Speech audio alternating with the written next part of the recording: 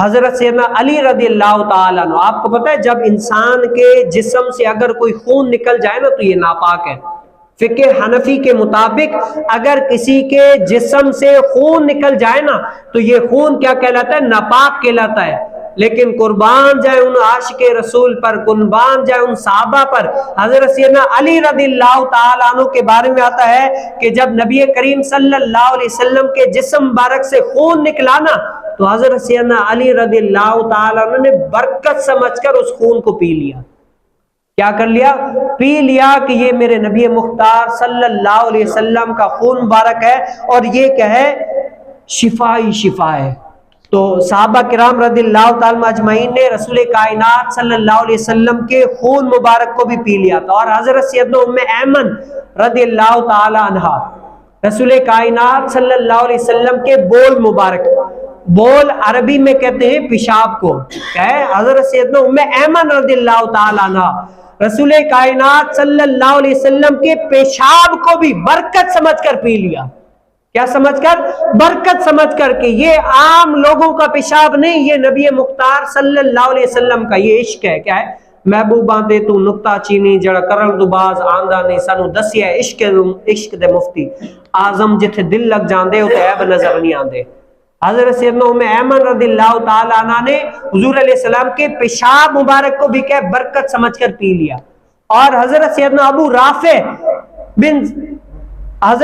رافع رضی اللہ تعالیٰ عنہ کی جو زوجہ تھی نا ام سلمہ رضی اللہ تعالیٰ عنہ، انہوں نے کیا کیا؟ نبی کریم صلی اللہ علیہ وسلم کے غسالہ مبارک جو غسل کرتے وہ پانی کیا ہے؟ حضور علیہ السلام کا، وہ پانی برکت سمجھ کر پی لیا۔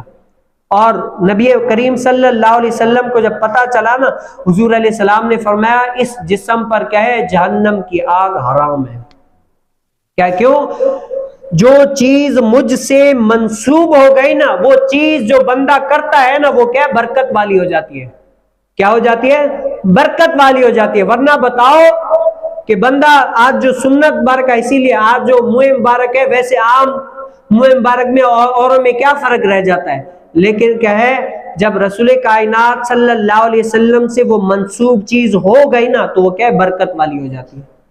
کیا ہے؟ برکت والی ہو جاتی ہے۔ حضرت سیدنا یوسف علیہ السلام کے والد کو آپ پتہ ہے تفسیر میں سنا آپ نے کیا ہے؟ وہ نابینا ہو گئے تھے جب بھائیوں نے حضرت سیدنا یوسف علیہ السلام کو یعنی کنویں میں پھینک دیا تھا نا تو بیٹے کی جدائی میں رو رو کر اتنا نڈال ہو گئے تھے تو آنکھوں کی بینائی چلی گئی تھی۔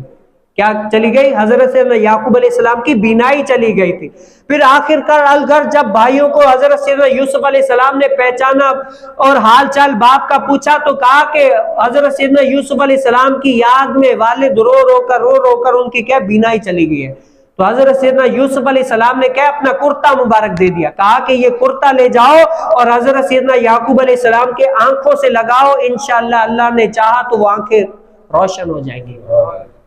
اب مفسرین فرماتے ہیں کہ وہ کرتا مبارک جو حضرت سیدنا یوسف علیہ السلام نے دیا تھا نا، کیوں؟ یوسف علیہ السلام کی جسم اقدس سے مس ہو گیا تھا، وہ جب حضرت سیدنا یعقوب علیہ السلام نے آنکھوں سے لگایا تو آخر عمر تک مفسرین فرماتے ہیں کہ حضرت سیدنا یعقوب علیہ السلام کی بینائی اتنی تو تیز ہو گئی آخر تک، اور کمزوریاں آتی گئی لیکن آنکھیں اور تیز ہوتی گئی، آنکھوں کی کمزوری بینائی کبھی بھی نہیں آئی۔